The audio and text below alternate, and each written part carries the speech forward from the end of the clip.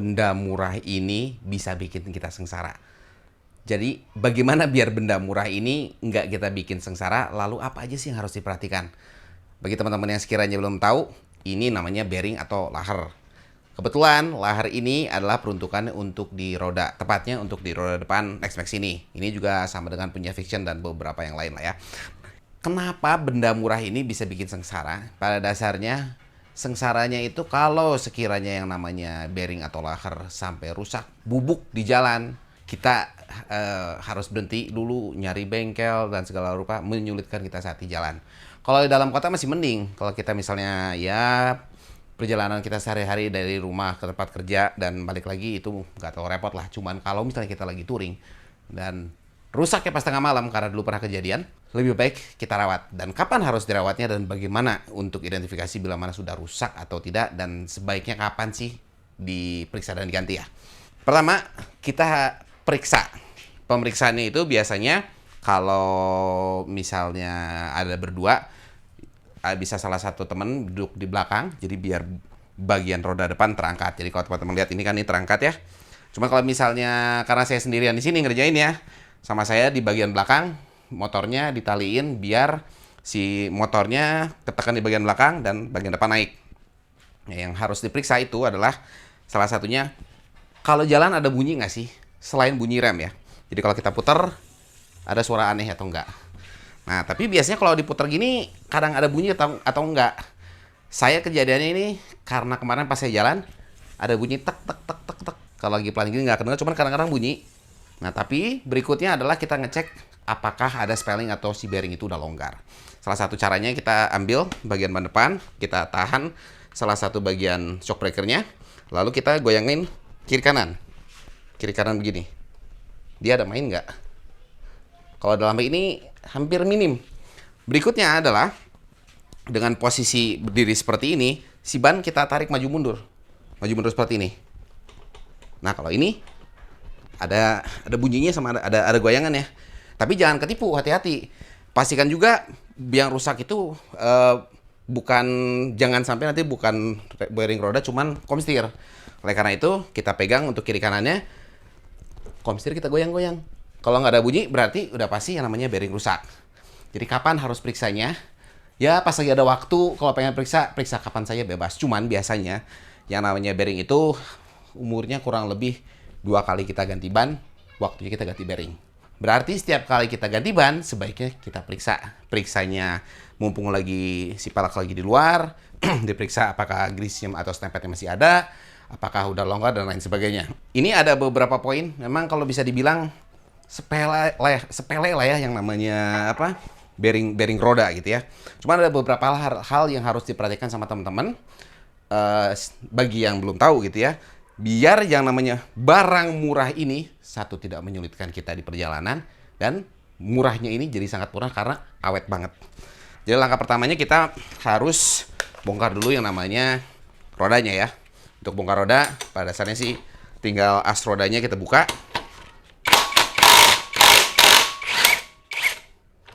Perhatikan, ini baut ya. Baut itu diam, sedangkan yang dilonggarkan atau dikencangkan itu adalah mur. Yang dikencangkan atau dilonggarkan mur. Kalau misalnya ada sepasang baut sama mur.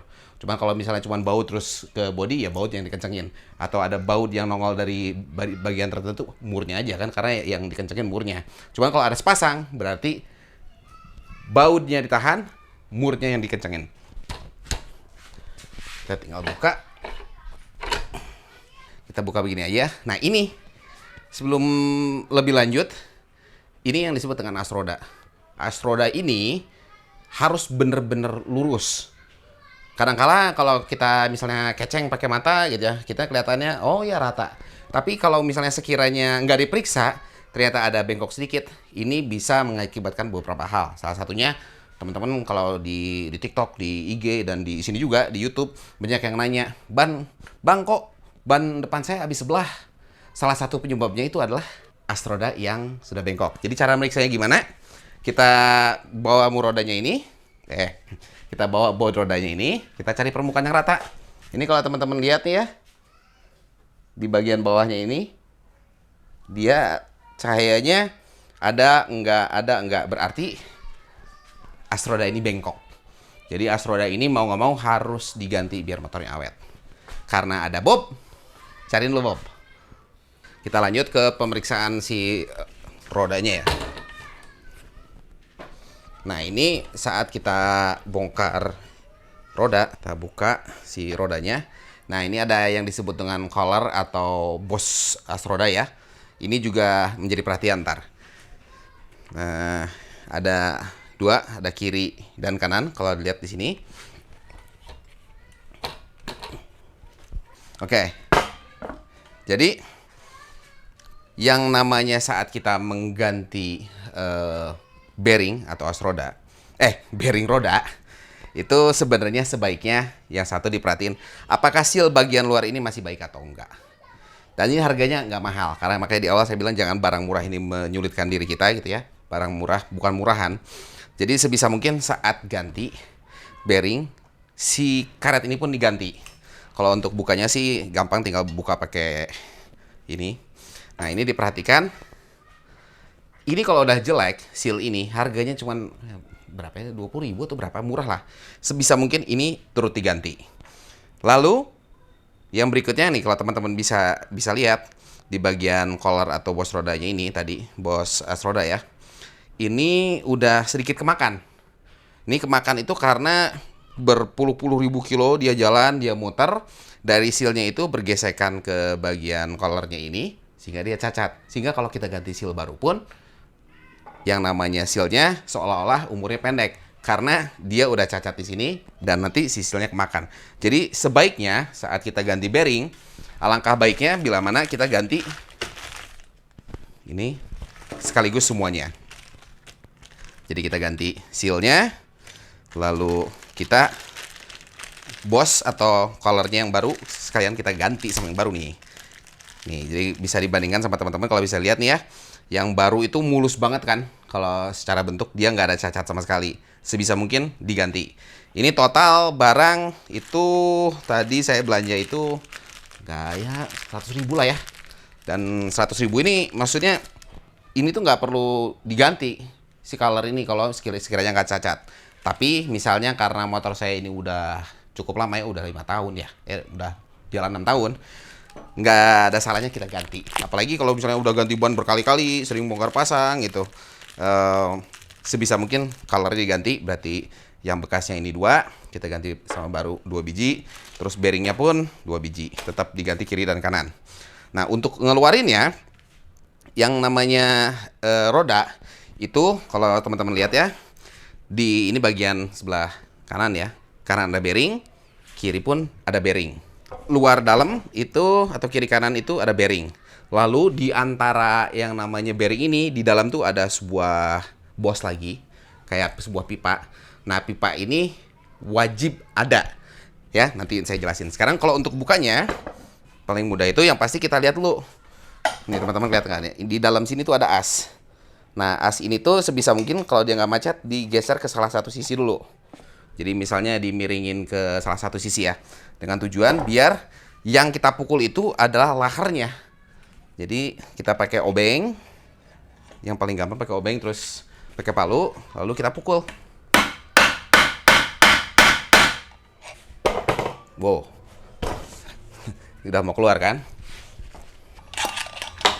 Nah, ini adalah as yang saya maksud tadi, dan ini bearing bekasnya.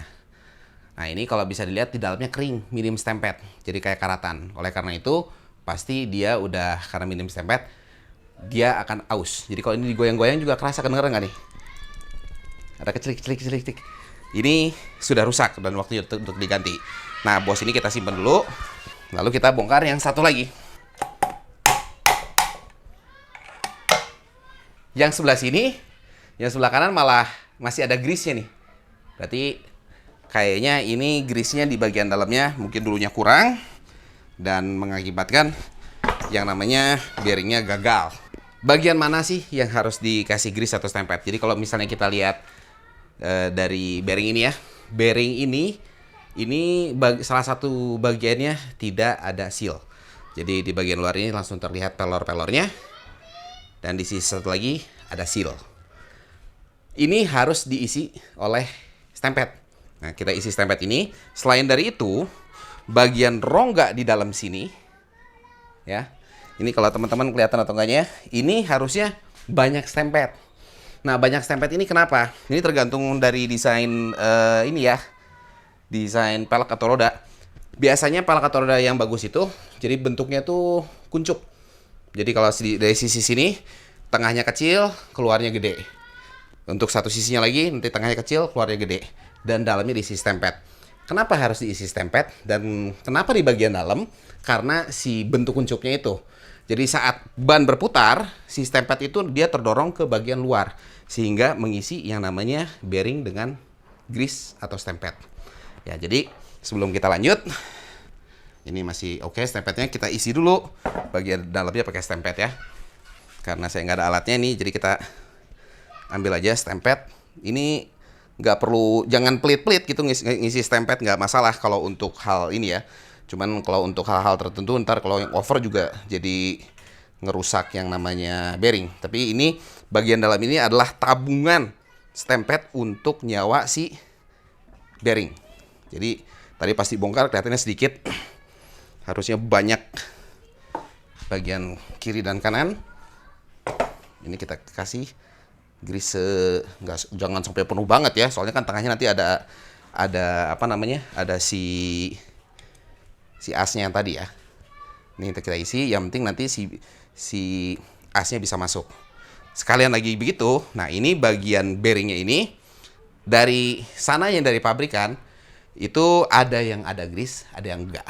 Karena ini kalau kebetulan saya lagi pakai yang OEM Yamaha dan memang tidak ada grease, jadi grease-nya harus kita isi dulu, kita kasih ke dalam si bearingnya ya. Nanti ini dilakukan untuk dua-duanya, untuk kiri dan kanan ya. Jangan hanya salah satu yang diisi. Ini saya lepas sarung tangan karena jangan nanti sarung tangannya apa namanya banyak keisi stempet dan ujung-ujungnya pas megang-megang part yang lain stempetnya kemana-mana. Kalau saya sih relatif, saya pribadi gitu ya, senang yang namanya kerja itu sebisa mungkin serapih mungkin. Jadi nggak ngotor-ngotorin motor kita gitu. Jadi ini ngisinya sambil diulas gini, sambil ditekan biar dia grease-nya masuk ke sela-sela pelor-pelor ada yang di bagian dalamnya ya.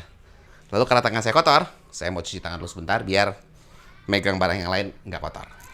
Oke, sekarang kita lanjut masang bearing.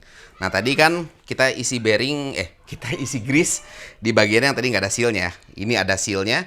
Nah bagian yang ada sealnya ini, bila mana bearingnya itu menggunakan seal di salah satu sisi, pastikan seal ini di bagian luar. Nah tujuannya tadi karena udah ada grease di bagian dalam, jangan sampai grease-nya ntar keluar kemana-mana. Jadi untuk pemasangan sih pada dasarnya simple ya, kita pasang. Ini pemasangan tuh banyak cara, dari mulai pakai palu dan alat tertentu sampai pakai alat tracker. Nah karena alat tracker saya nggak ada dan sebenarnya mau pakai metode ini juga aman-aman aja selama kita pemasangannya benar. Jadi pertama kita pastikan masuk sekeliling dia rata dan pukullah di bagian luar bearing ini, bukan di bagian tengahnya ya. Kalau bagian tengahnya yang dipukul, itu malah yang nanti bikin bearingnya rusak. Lalu kita cari kunci shock yang sekiranya lingkaran yang nggak jauh dari si bearingnya. Di bagian luarnya kita pukul sampai dia benar-benar diam. Nah, sudah di dalam kan ya. Lalu kita balikin. Ingat tadi kita ada banyak stempet yang tadi ya. Ini as yang tadi ini sebisa mungkin asnya kita bersihin dengan tujuan jangan sampai grease yang lama itu nanti ke bawah-bawah lagi ke dalam. Sebenarnya no problem sih selama grease-nya nggak ada kotoran ya, nggak ada metal shaving atau gram ya, nggak ada masalah. Cuman alangkah lebih baiknya untuk memastikan asnya ini kita bersihin. Pastikan ini masuk. Karena saya berpengalaman juga, pasang satu, bearing satu lagi dipasang, udah itu pasti pasangin kok bannya macet. Nah, macet itu karena as ini nanti posisinya adalah di antara permukaan yang tengah ini. Jadi sehingga nggak bearingnya itu nggak ketekan. Jadi pastiin dulu ini dipasang dengan tadi kan stempet banyak, biarin set masukin baru kita pasang si bearingnya. Bagian yang sealnya di luar, yang bagian yang nggak ada sealnya di dalam untuk bearing-bearing yang pakai seal salah satu sisi. Nah, ini kalau misalnya kita lagi mukul, tiba-tiba miring, misalnya yang bagian sini lebih, kayak sekarang nih, sini lebih rendah, ini lebih tinggi, pukul yang lebih tinggi dulu, sekeliling, jangan sampai dipaksain.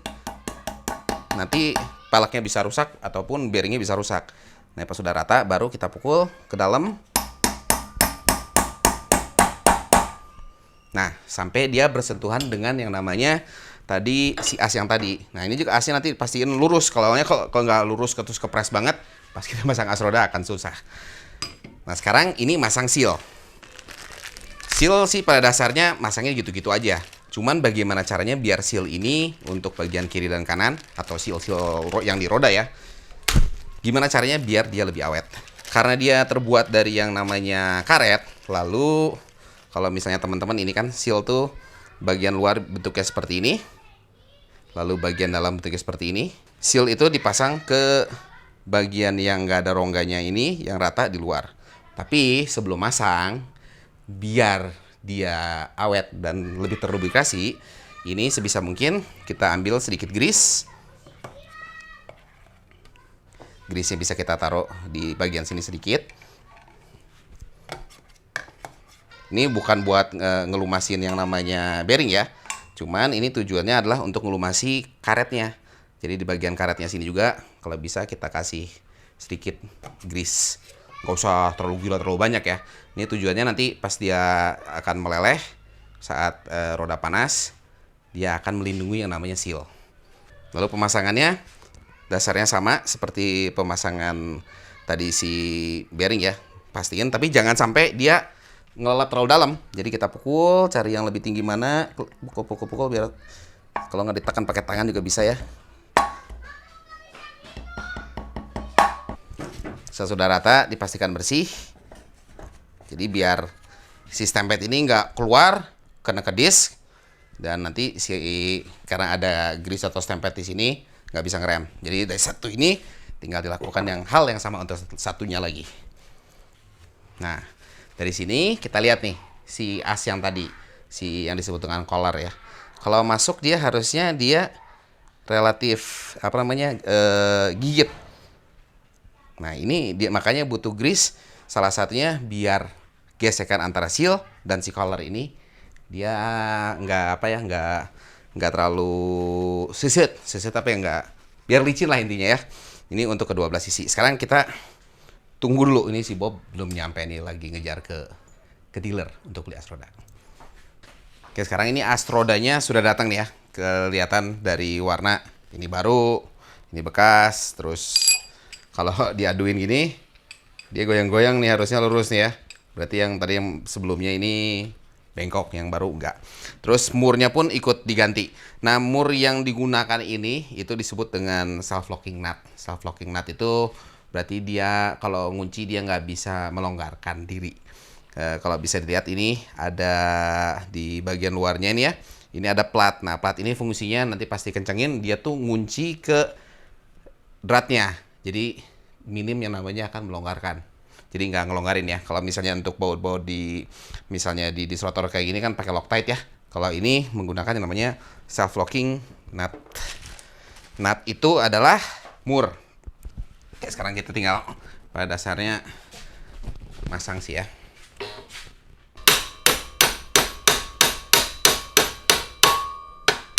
Sekalian as roda ini belum dikencengin, kita harus periksa sesuatu. Yang kita periksa itu adalah celah di antara bos dengan shock bottom ya, untuk kedua belah sisi. Ini kalau misalnya renggang, itu berarti ada kelainan. Kelainannya antara bos atau collarnya ini salah ukuran, atau selain dari itu ada indikasi yang namanya shock bengkok. Nah, itu akan mengakibatkan juga yang namanya ban habis sebelah. Jadi kalau misalnya kita bicara tadi, kenapa sih benda murah meriah ini nyusahin gitu. Nah, nyusahinnya itu karena kalau bearingnya rusak, ban bisa habis sebelah. Selain dari itu, karena as roda bengkok, itu bisa bikin yang namanya ban habis sebelah. Dan shock breaker bengkok itu bisa bikin yang namanya ban habis sebelah.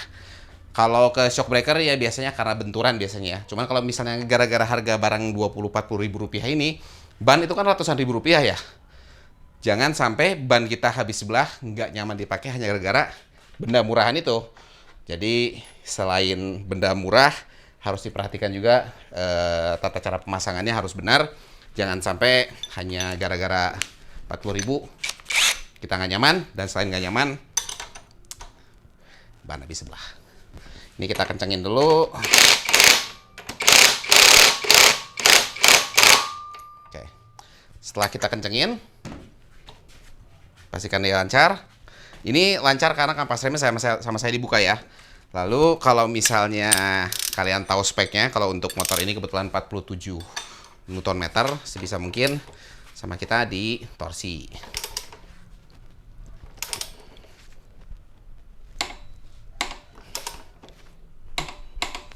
Sip. Sekarang kita kembali periksa lagi. Kasus yang sama tadi keluar nggak? Tadi itu kan kalau digoyang-goyang bunyi, ini enggak. Dan ban berputar dengan baik. Mumpung lagi bongkar-bongkar begini, alangkah baiknya tadi saya buka dulu kampas remnya, dibersihin. Jadi mumpung sekalian, kenapa tidak? Apalagi kalau misalnya teman-teman yang di rumah hobi ngoprek motor gitu ya, sekalian. Jadi kampas remnya bersih, mengurangi yang namanya decit-decitan di rem ya. Soalnya kan nggak enak banget ya motor cicit. Ini kadang-kadang cuma gara-gara kampas rem ini di permukaannya ada kotoran atau debu-debu yang nempel, atau butiran debu pasir nempel. Bukan hanya nanti bikin telinga kita nggak nyaman ngedengar berdecit, selain dari itu yang namanya disk nanti jadi rusak. Sayang banget kan. Ban sudah oke, lancar, harusnya ini awet, yang namanya bearing minimal 2 kali ganti ban, karena ban itu bervariasi ya, ada yang habis 5.000 kilo, ada yang 10.000 kilo, 15.000 kilo. Harusnya bearing bisa 30 atau 40.000 kilo selama stem padnya dalam keadaan baik. Selain dari itu, ingat yang tadi bahwa pasang seal jangan salah, kalau sealnya cuma sebelah, taruh yang di luar, dan bagian tengahnya dikasih grease yang banyak, biar grease-nya nanti atau stem pad ini ngedorong ke bagian bearing, dan bearing selalu tersedia yang namanya bearing. Jadi umurnya panjang, murah, dan awet. Oke, kira-kira kalau sekiranya ada yang kelewat atau setidaknya ada masukan-masukan yang lain, teman-teman kasih tahu di kolom komentar. Sampai sini dulu. Bagi yang belum subscribe, jangan lupa subscribe untuk info motor lainnya. Bye-bye. And cut.